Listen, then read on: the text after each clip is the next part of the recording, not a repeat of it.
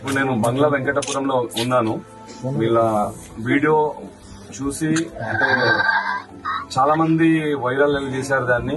కానీ ఎంతమంది వచ్చి ఏం చేస్తారో నాకు తెలియదు. బట్ వీళ్ళ ప్రాబ్లం చూడగానే నాకు అనిపించింది వీళ్ళ కోసం ఏదో ఒకటి చేయాలని చెప్పేసి. సో లక్కీగా ఇవాళ నేను సిద్దిపేట రావడం జరిగింది. సిద్దిపేట నుంచి ఇక్కడికి వీళ్ళ ఇంటికి రావడం జరిగింది.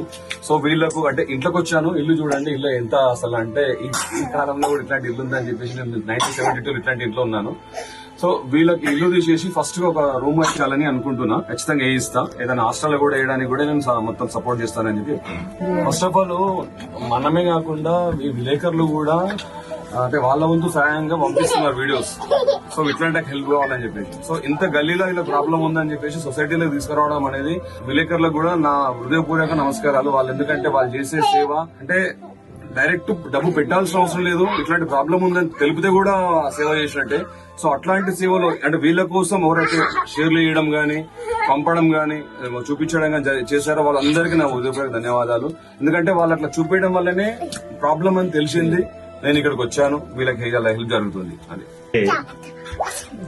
ఉన్నపడంగా ఒక కుటుంబానికి ఆధారమైన వాళ్ళు పోయినప్పుడు చనిపోయినప్పుడు బాధపడిపోకుండా మేమున్నాంలే అని ఉండటానికి కొంతమంది మిత్రులు కలిసి ఒక మంచి వీడియోని తీసి అది వైరల్ చేయటం, దాన్ని చూసి ఎక్కడో దూరాన ఉన్నటువంటి సిద్దిరెడ్డి గారు ఈ మారుమూల ప్రాంతానికి మన బంగ్లా వెంకటాపూర్కి వచ్చి మన కుటుంబాన్ని ఈరోజు దర్శించి ఇంటిని చూసిన వెంటనే ఆయన చిన్ననాటి నేను కూడా ఒక పేదరికంలో నుంచి వచ్చాను, మరి అలాంటి ఇల్లుని మళ్ళా నేను ఇప్పుడు చూస్తున్నాను అని మరి ఆయన కంట నీరు పెట్టుకోవటం మా అందరినీ కూడా ఇబ్బందికర వాతావరణం జరిగింది.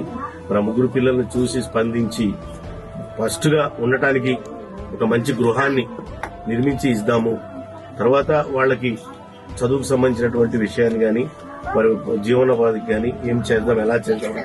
మరి వాళ్ళ అమ్మమ్మ ఉన్నది, మరి అలానే వాళ్ళ నాన్నగారు ఉన్నారు, వాళ్ళ మేనమామ గారు ఉన్నారు.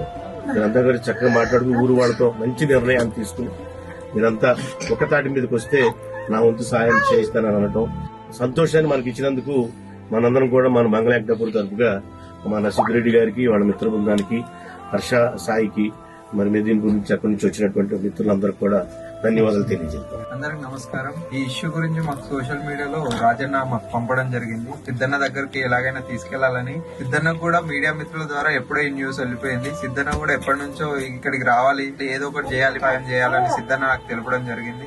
ఇట్లాంటి బాధలు ఇంకెవరికి రావద్దు, ప్రతి ఒక అండగా నేను ఉంటానని చెప్పి అటు ఎంతో మంది విద్యార్థులకు హెల్ప్ చేస్తూ అటు పేద ప్రజలకు హెల్ప్ చేస్తూనే కాకుండా ఇట్లాంటి చిన్నపిల్లలకు కూడా చదివిపిస్తాను మాట ఇచ్చేదే కాకుండా వీళ్ళ కోసం ఒక మంచి ఇల్లు లాంటి ఒక మంచి తయారు చేపిస్తున్నాడు. థ్యాంక్ యూ సో మచ్ అన్న.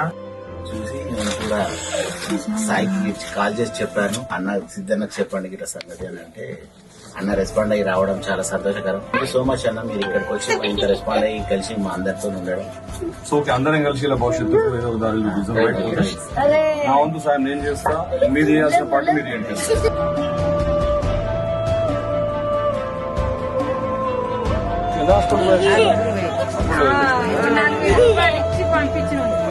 ఇచ్చారు వాళ్ళకి అంటాడు, వాళ్ళ జీవితం కథమైపోతాయి.